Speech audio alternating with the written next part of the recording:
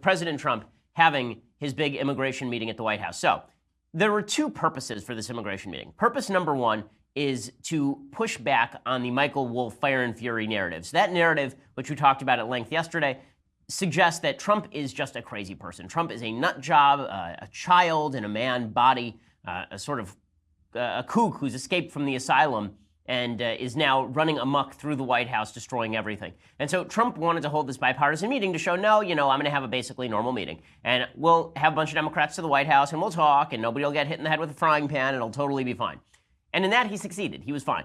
When it came to policy, however, things were not quite so glowing. The president gave a bunch of mixed signals about what he would be willing to sign or what he would not be willing to sign in terms of DACA. Now, to review, if you recall, back in 2012, Barack Obama passed into law, sort of, through executive order, the executive amnesty. This was the Deferred Action for Childhood Arrivals program. It suggested that anyone between the ages of 16 and 30 at the time that he signed this into law, that those people would be able to stay if they were brought into the country as children and had been there for a certain amount of time.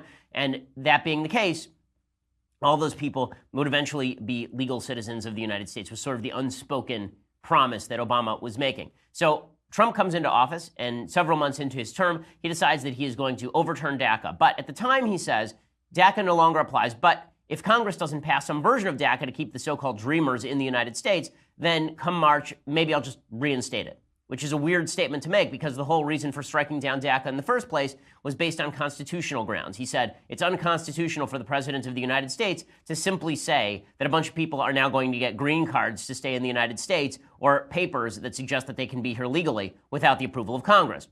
So it'd be weird to reverse himself and then say, well, you know what, I decided the constitutional question doesn't matter. Now I want this policy back in place, and therefore it will be back in place. That would be a weird argument for Trump to make. So yesterday, Trump is at the White House, and he leads off with his actual proposal.